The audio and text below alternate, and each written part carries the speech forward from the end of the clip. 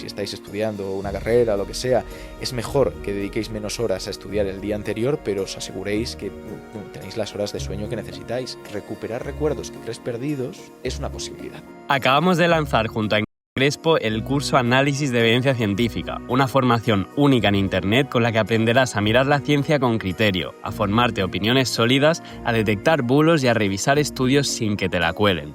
Puedes inscribirte ahora a precio reducido en www.engramapsicología.es. A grandes rasgos, desde la neurociencia, ¿qué se recomienda para fomentar una mejor memoria? Dormir bien.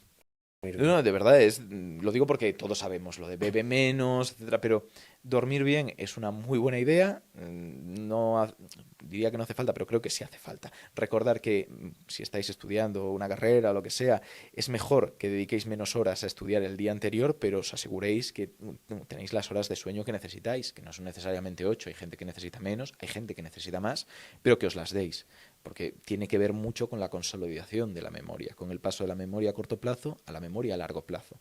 Sabemos que eso es crucial, es determinante. Para tener una buena memoria, aparte de cuidarnos en general y estar sanos, eso básico, ¿no? Hay pequeños trucos. Y sabemos que una cuestión bastante relevante es el entorno en el que memorizamos. La forma en la que evocamos los recuerdos es como si tiráramos de un hilo. No es algo que pensemos y encontremos el fichero en nuestra cabeza. Tenemos que encontrar cómo evocarlos, de qué tiramos, qué nos suena, y a partir de ahí pues somos capaces de activar las conexiones adecuadas para que pues lo recordemos correctamente, ¿no? Eso significa que cuantos más hilos tengamos para tirar de ellos, mejor. ¿Cómo lo llevamos esto a la práctica? Y esto es algo que ya sabéis vosotros. O sea, antes de que la neurociencia le diera un mecanismo plausible. Y es, si tú tienes que preparar el contenido para un examen oral y puedes estudiarlo en el mismo lugar donde te vas a presentar ese examen oral, es más fácil que luego des un resultado. ¿Por qué te olvidas de lo que has ido a hacer a la cocina cuando llegas a la cocina? Porque lo has estado pensando en otro sitio. Y luego vuelves a tu salón y en cuanto te pones en el sofá y sientas el culo y estás en la misma postura, tienes los mismos estímulos, dices, que había ido a aquello. Parece casi magia, ¿no? Bueno, pues una explicación plausible es esta, que tiene que ver con estas cuestiones. Y hay otro truco, que es la emoción.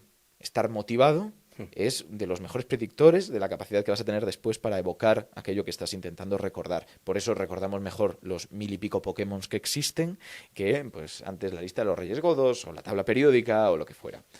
O las cancioncitas, hay 1000 trucos. Pues hace, de nuevo muy poco, hace unos días, ha sido esta semana, se publicó un artículo que de nuevo pues habrá que darle tiempo, habrá que dejar que respire a ver cómo va, sobre la priorización gradual. La idea que tiene es que no solo se potencian los recuerdos muy vinculados con una emoción, sino que hay una potenciación retroactiva y prospectiva. ¿Qué significa? Que si yo, por ejemplo, te pregunto dónde estabas cuando ocurrió el 11S, es muy probable que te acuerdes exactamente del momento de la noticia, pero por algún motivo no solo se ha grabado mejor eso, que sabemos que tiene que ver con la emoción, sino lo que ocurrió posteriormente, donde tal vez la emoción ya estaba más moderada, no era tan relevante, y se ha grabado mucho mejor, a pesar de ser actividades triviales, que cualquier otro día de tu vida. Bueno, parece ser que tiene que ver con la activación de esta emoción, aunque no la notemos tanto. Y en este estudio indicaban que cuanto más fuerte era la activación emocional, más se guardaban y mejor se evocaban esos recuerdos también posteriores. Hasta aquí, más o menos predictivo, ¿no? Pero, ¿qué pasa con lo de antes? Porque aquello que vivimos antes y almacenamos antes de que nos dieran la noticia emocionante no estaba mediado directamente por la emoción. Bueno, pues han tenido otras maneras de justificarlo.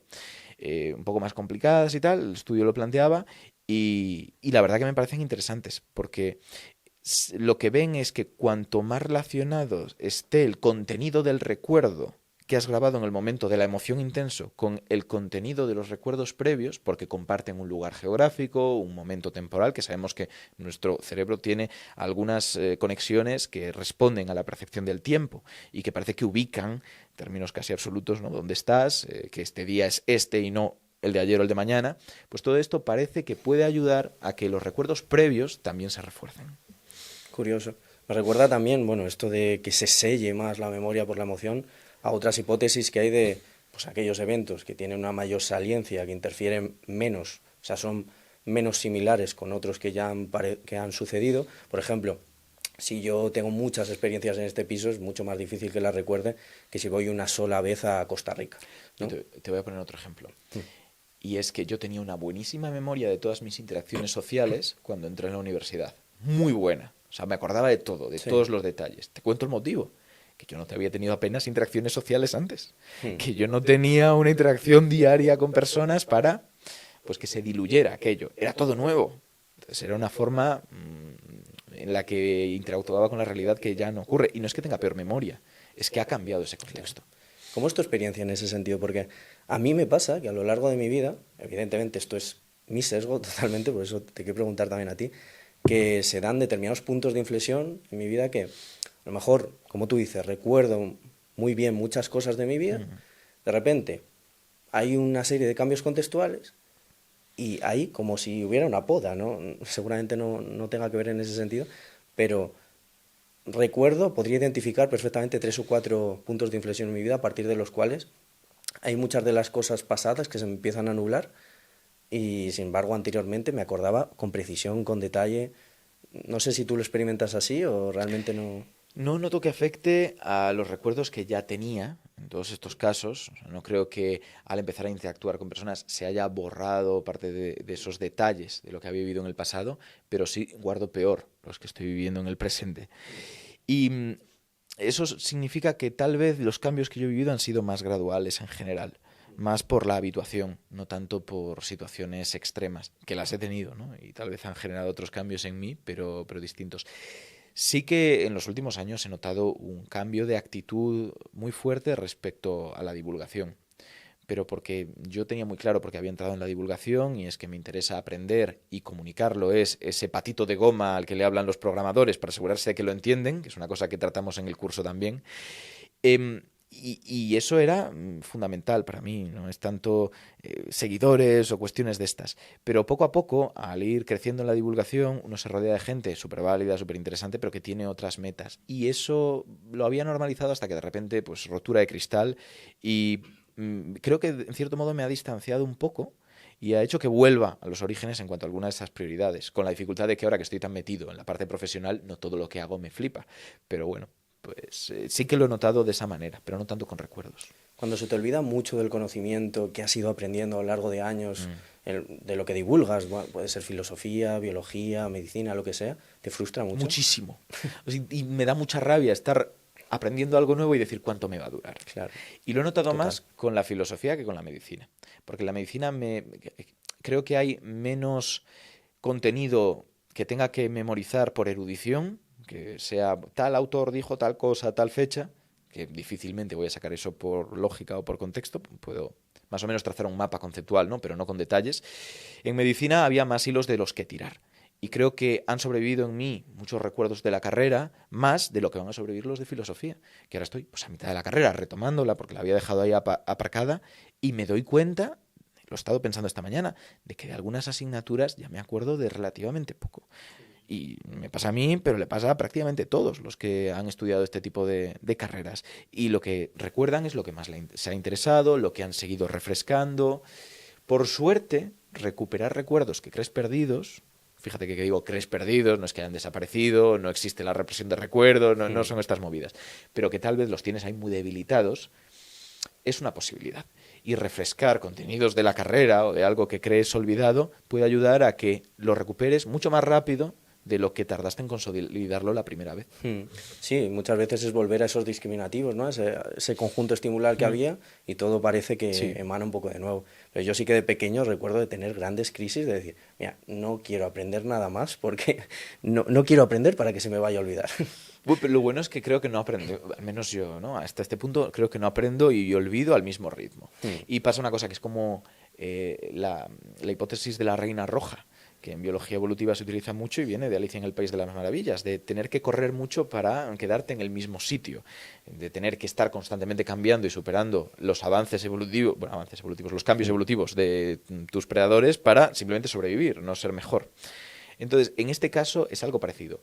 El ritmo al que te estás olvidando de las cosas, eso va a estar ahí. Puede cambiar un poco, pero va a ser más o menos, va a ser angustiante, sea el que sea. si tú estás metiendo conocimiento nuevo, al menos pues las gallinas que entras por las que salen, ¿no? Te quedas con eso. ¿Sabes si hay evidencia significativa de que retengamos más o que se activen determinadas zonas cerebrales más implicadas en X cosas de neurociencia, ¿no? Que tú sabrás mejor, si aprendemos a través de, por ejemplo, libros o a través de pantallas, que siempre está ese tema muy controvertido? Pues es muy interesante, es complicado.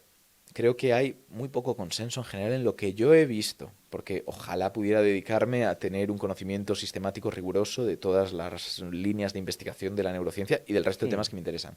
Lo que sí que puedo es citar algunos estudios que se han hecho con ebooks, porque eso me parece chulo. Al final es leer, pero es sobre otra plataforma distinta, y sabemos que nuestra forma de relacionarnos con ellos cambia en algunos aspectos, a pesar de que sigue siendo leer, que comparten muchas características, ¿no? Comparten muchas más de las que lo separan. Y lo que vieron es que si bien la comprensión lectora era más o menos equivalente, por lo que habían visto, el desempeño ante determinadas pruebas al respecto pues estaba bien, la capacidad para ubicar temporalmente en el desarrollo de la trama un evento era menor con los ebooks. Fue curioso, ¿no? De nuevo, pues es un estudio puntual, creo que otro más también indicaba en la misma dirección, pero lo que me parece interesante es, ¿recordáis? ¿Recuerdas lo que he comentado de que es más fácil recordar aquello que has memorizado cuando tienes una serie de estímulos alrededor? Uno de los estímulos que a ti te dicen en qué momento de la trama ocurren las cosas es cuánto libro hay a la derecha y cuánto libro a la izquierda. Al revés, ¿no? Las manos. Con el ebook no pasa. Menos. Es plausible, de nuevo, plausible, ¿no? Especulación poco descabellada que tenga que ver con esto. Y si en un caso donde hay tantas similitudes como el ebook y los libros ocurre, pues tiene todo el sentido pensar que con las pantallas en general va a haber cosas que cambien. Y con respecto a ver o escuchar contenido a velocidad por dos, que lo hablábamos antes comiendo, ¿hay evidencia?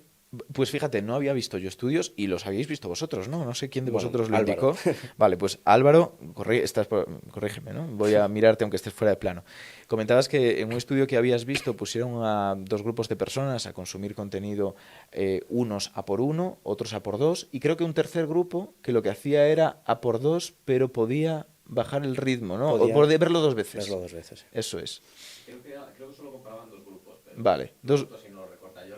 Vale, no, dos grupos, ¿no? Sí, voy a buscar. Bueno. Sí, lo que yo entendí es que, vamos, unos podían verlo a 2x y volver a verlo.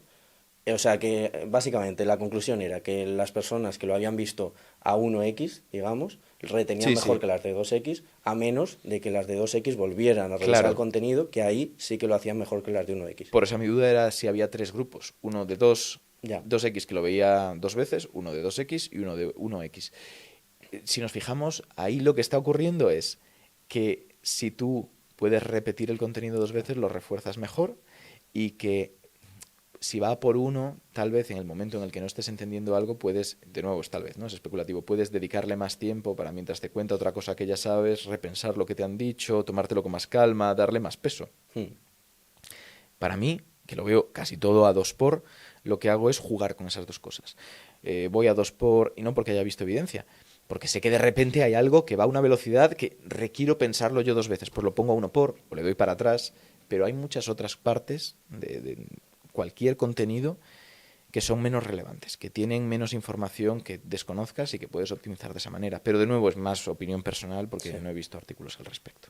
¿Qué opinas de las críticas que solemos hacer desde el conductismo a los almacenes de memoria, a que la memoria no está en ningún lugar, es una interacción y es más una conducta en sí? Porque antes, por ejemplo, hablamos de memoria a corto plazo, ¿qué pasa a memoria a largo plazo? ¿Qué hay ahí? ¿Hay memoria en algún lugar del cerebro? ¿No hay? Estamos hipostasiando la memoria, los neurocientíficos. Eso es así, pero lo hacemos constantemente y en realidad podemos hablar de la memoria como un proceso y ubicar dónde ocurre ese proceso. O sea, son cosas compatibles. Creo que en general la neurociencia peca de plantearse un poco algunas de las cuestiones que afirma y de considerar que son entidades, cosas que en realidad son procesos, en general, con la memoria, con la atención, con lo que sea. Es verdad que es un lenguaje más o menos funcional para entendernos y sobre todo para divulgar, puede ser conflictivo, y si bien es difícil decir dónde está la memoria como esencia, sí sabemos que hay una serie de procesos que relacionamos con la codificación o guardar, vamos a decir, almacenar recuerdos, que implican actividad cerebral en determinados puntos. en determinadas conexiones. Pues lo típico, ¿no? Por ejemplo, los hipocampos en la base del cerebro están muy activos durante memoria a corto plazo.